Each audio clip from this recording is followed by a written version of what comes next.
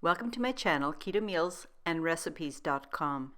Today I will show you how to make my delicious carnivore cheeseburger soup.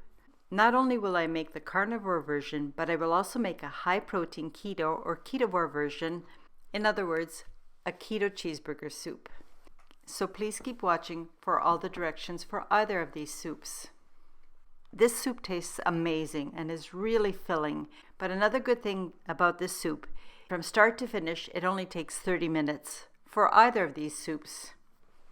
I'm going to apologize for interrupting this video, but like many YouTubers I watch, they're stating that many of their subscribers are mentioning they're not getting their notifications of videos being posted. I find the same thing. I'm also finding that several of you have mentioned that you've been unsubscribed and you resubscribe, but you're still not getting your notifications. So I'd like to make this announcement. I post a new video every Thursday morning at 7 a.m. Eastern Daylight Time. So if you're not getting your notifications, please check Thursday mornings to see what I've posted.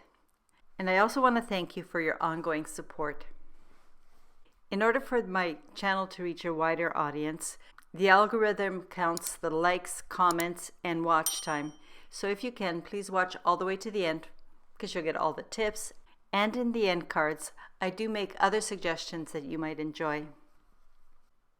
The Carnivore Cheeseburger Soup has a macronutrient ratio of 2.5 to 1, with 8.4 grams of total carbs, 0.3 grams of dietary fiber, resulting in 8.1 grams of net carbs, and 52.3 grams of protein per serving. Now let's get back to the recipe video. And this is how we make the carnivore version. Begin by getting a large saucepan, which you set over medium heat, and drop in 1 tablespoon of butter if you're also going to be making the ketovore version. Otherwise, drop in all of the butter. When your butter has melted, toss in the diced onions and saute them until they're translucent. In this recipe, I'm just using a very small quantity of onions because they do add a lot of flavor to the final soup. But depending on what style of carnivore diet you're following, if you don't want to use them, just leave them out. When your onions are translucent, push them to the perimeter of the pan and drop in your ground beef. And as you're dropping the ground beef, crumble it so that you don't have clumps. I find that by letting my ground beef get to room temperature, it's much easier to crumble. And for this step, make sure that you cook the ground beef all the way through, and it should take about 6 to 8 minutes. It's really important that the ground beef is cooked thoroughly. You don't want that raw taste coming through in the soup. Now it's time to pour the bone broth into the saucepan. You can either use the chicken bone broth or the beef bone broth. They are both equally delicious.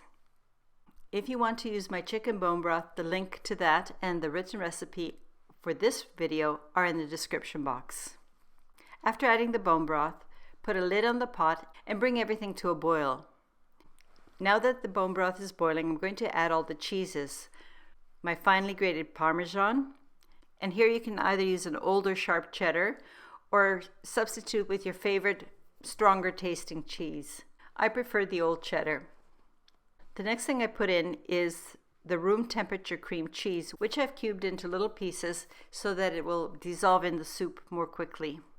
Next I'm adding the grated Monterey Jack cheese, the plain version and not the one with the spices or jalapenos. That would be too strong for this soup. It's now time to pour in the full fat heavy whipping cream. As you've noticed, we've added a lot of cheese and cream to this recipe, which will make the soup very creamy and filling. Even while you're adding your cheeses, do stir frequently. Now I'm going to sprinkle in the dried basil leaves. This herb adds a lot of flavor to the soup, but again, it's up to you and you can choose to leave it out. To enhance the flavor, I'm going to season the soup with salt and white pepper. I prefer the white pepper because it adds a lot more flavor than the black pepper, but you can use whichever pepper you prefer. One thing I would really like to stress, make sure that you're stirring the pot frequently and scraping the bottom because the heavier cheeses will fall to the bottom and they'll stick and scorch, and you don't want that. and also add the sour cream. Continue cooking for 10 to 15 minutes and until all the cheeses have melted and are completely integrated into the soup. And while my soup is cooking, I'm going to prepare my bacon. You can either do it in the frying pan or, as I'm doing it, the oven method. You want the bacon to be at a crispy stage. When it's done, let it cool and then rough chopped to make large crumbles. The bacon is the garnish and final ingredient for the cheeseburger soup. And after all, who doesn't like bacon with their cheeseburger?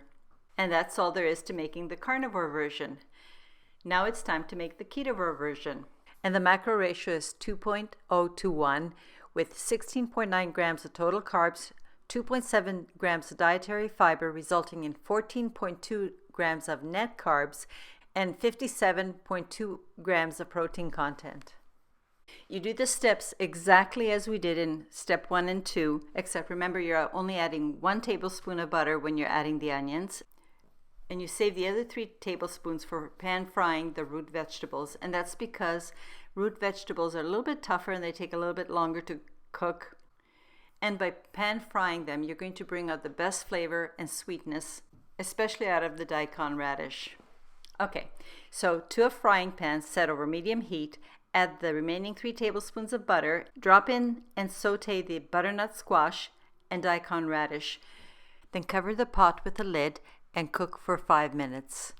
Cook and toss. Then drop in the celery and the grated carrot and toss to combine all of the vegetables. Place a lid on your pan. Continue cooking until the vegetables, especially the daikon, is fork tender. When you're satisfied that your vegetables are cooked through, add them to the soup. Stir well to combine. Reduce your heat to medium-low and place a lid on your pot and continue cooking for 10 to 15 minutes. As you can see, the only difference is the addition of all these wonderful vegetables for the ketovore version. Lastly, to serve, ladle the soup into your bowls and then garnish with a sprinkle of the bacon bits. Because I was curious which one people would prefer, I served both versions to my family, and here are the results. My husband preferred the ketovore version because he loved the taste and texture of the vegetables. My one son and I were kind of neutral. We loved both versions. My other son actually preferred the carnivore version, and that's because he didn't like the taste and texture of the vegetables in the soup. He thought it took away from the cheeseburger taste of the soup. These were our thoughts. I would really love to hear your opinion. Which version of the cheeseburger soup would you prefer? Whether you're carnivore, high protein, or keto, I think this soup will be a really nice addition to your repertoire of meals. And I hope you give this soup, or should I say a meal, a try. Most of all, enjoy. If you have a moment, please share your thoughts, comments, or suggestions in the description box. I really love and appreciate hearing from you. Most of all, thank you for supporting my channel. Please come back when I post my next video next Thursday morning. And until next time, I hope you have a very happy and healthy day. Cheers!